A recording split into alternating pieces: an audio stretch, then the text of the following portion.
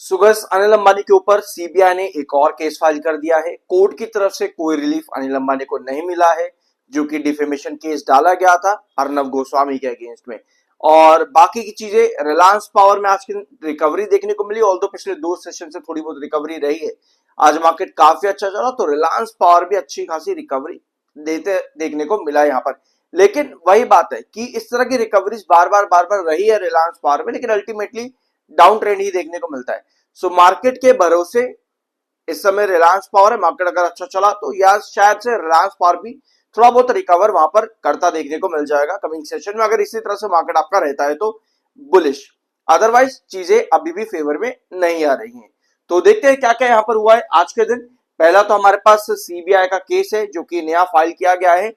CBI ने अनिल अंबानी और उनकी कंपनी रिलायंस कम्युनिकेशन 3,750 करोड़ का फ्रॉड एंड ऑल, उसके अगेंस्ट में इनको घेर लिया है एक बार फिर से सीबीआई ने।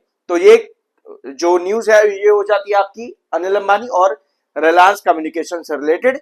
और अनिल अंबानी से रिलेटेड एक और न्यूज, इन्होंने डिफेमेशन केस डाला था रिपब्लिक टीवी इनके एंकर के अगेंस्ट में, जिसको कि बॉम्बे हाई कोर्ट ने रिफ्यूज कर दिया है। ठीक है, किसी भी तरह का कोई भी एक्शन लेने से रिफ्यूज कर दिया है अनिल अंबानी के डिफेमेशन केस में।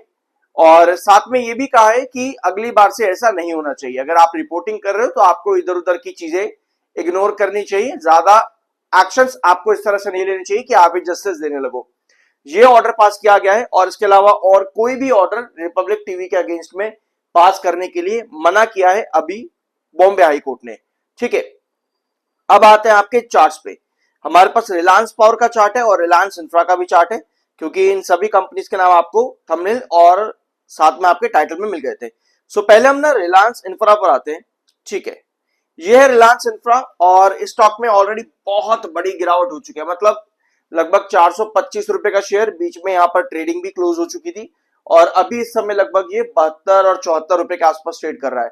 तो गिरावट भाई बहुत बड़ी है और इसको रिकवर कर पाने के लिए कंपनी को बहुत पापड़ बेलने पड़ेंगे। आपको मालूम है कितने सारे केसेस चल रहे हैं, फ्रॉड केसेस है, आईबीसी वगैरह बहुत चीजें हैं रिलायंस इंफ्रा में।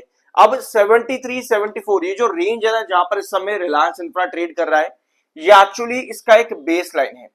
यहां पर आपका जो रिजेक्शन निकल करके आता है अराउंड कितने पे है, 75 के पास में, 75 रुपए के पास आपका मिड रिजेक्शन निकल करके आता है। और क्रूशल रिजेक्शन आपका निकल करके आएगा लगभग 100 रुपए के पास में। 100 रुपीज पर आपका क्रूशल रिजेक्शन है। और अगर हम बेस लाइन देखेंगे यहाँ पे तो 72 रुपए की एक बेस लाइन तो आपकी है 72 पे। इसके अलावा नीचे का अगर हम ट्रेंड देखेंगे तो नीचे आपको लगभग मिलेगा 62 के पास में, 62 रुपए पे। तो ये कुछ इंपॉर्टेंट ट्रेंड्स है रिलायंस इंफ्रा के, जिनके बीच में हमको घूमता देखने को मिल सकता है कमिंग सेशन में। मार्केट आज के दिन अच्छा था तो रिलायंस इंफ्रा ने भी थोड़ी सी रिकवरी आज के दिन बना करके यहाँ पर दी है। लेकिन अल्टीमेटली सारे टेक्निकल्स जैसे कि आपका 200 ईएमए, 7 ईएमए, 21 ईएमए सब बेयरिश यहाँ पर देखने को मिल रहा है। बट आपको यहाँ पर नजर आएगा कि बीच बीच में एक ऑप्टिमिज्म बनता है रिलायंस इंफ्रा के अंदर। जैसे आप यहाँ पर देख सकते हो थोड़ी बहुत ही रिकवरी अचानक से देखने को मिल जाती है और 2-4 सेशन थोड़ा सा स्टॉक ऊपर की तरफ देखने को मिलता है। इस ट्रेंड को ना कई बार इन्वेस्टर क्या समझते हैं कि भाई एक ब्रेकआउट आने वाला है, बड़ी तेजी आएगी। जबकि अगर आप आज के दिन की भी देखोगे ना, आज चलो मार्केट अच्छा था, लेकिन अगर आप देखोगे ये जो भी रिकवरी से आपको मिलती है ना, ये टेक्निकल पॉइंट ऑफ व्यू पे है। ये रिलायंस इंफ्रा का आरएसआई है जो कि 29.7 है, जो कि बुलिश है। तो बुलिश टेक्निकल्स जैसे ही बड़ी गिरावट आती है तो डेफिनेटली आपके पास ओवरसोल्ड चले जाता स्टॉक, और जब ओवरसोल्ड चले जाते तो आपके आरएसआई बुलिश जोन में आ जाते हैं। तो बस वही चीज है कि रिलायंस इंफ्रा में आपको टेक्निकल पॉइंट ऑफ व्यू पे जब भी आपकी बड़ी गिरावट आती है तो आपका आरएसआई बुलिश आता है, तो वहां पर आपको छोटी मोटी रिकवरी देखने को मिल जाती है। अल्टीमेटली किसी भी बड़े रिटर्न और ब्रेकआउट के लिए आपको कंपनी पर पूरा रिलीफ चाहिए, नहीं मिलता तो बहुत दिक्कतें यहां पर होने वाली हैं। अब आते हैं आपके रिलायंस पावर पे। ठीक है, तो रिलायंस पावर का ये डेली टाइम फ्रेम का चार्ट है। इस टाइम फ्रेम पर वही आपका जो हमने कल भी डिस्कस किया था 20.10 अराउंड, और यह 23.90। ये तीन ट्रेंड्स रिलायंस पावर में बहुत ज्यादा जरूरी हैं। 20.10 का आपका क्रूशल बेस है। इस ट्रेंड पर आप मंडे के दिन आए थे ना आप इस ट्रेंड पे, हाँ मंडे के दिन आप 20.10 पर आते हो, बेस लेते हो। 22 आज के दिन क्रॉस करके क्लोज हो गया है, 22.64 पर क्लोजिंग आ गई है। यहाँ पर खराब चीज क्या है? खराब चीज ये है कि आपका 7 EMA जो आप रेड लाइन ब्लैक लाइन देख रहे हो यहाँ पर, ब्लैक वाली ब्लैक लाइन आपकी ग्रीन लाइन यानी कि 21 EMA के नीचे है। ये टेक्निकल पॉइंट ऑफ व्यू पे एक बेरिश साइन है, यानी मार्केट की रिकवरी पर आपको अच्छी खासी रिकवरी रिलायंस पावर में देखने को मिली, लेकिन क्या ये सस्टेन कर पाएगी वो थोड़ा सा मुश्किल है। अगर आप 22 को देखोगे ना यहाँ पर तो आपको पता लगेगा कि एक्चुअली ये एक रिजेक्शन पॉइंट है जो कि पिछले कुछ सेशन में एक बेस बनाने की कोशिश कर रहा है। ठीक है, पिछले कुछ सेशन में एक बेस बनाने की कोशिश कर रहा है, बट अगर हम इसको समझे कल की और आज की कैंडल के कंपैरिजन में तो समझ में आएगा कि ये एक्चुअली पिछले 2 सेशन में रिजेक्शन भी बना है 22 का, यानी कि अल्टीमेटली ये एक क्रूशियल प्राइस बन जाता है, क्रूशियल लेवल है।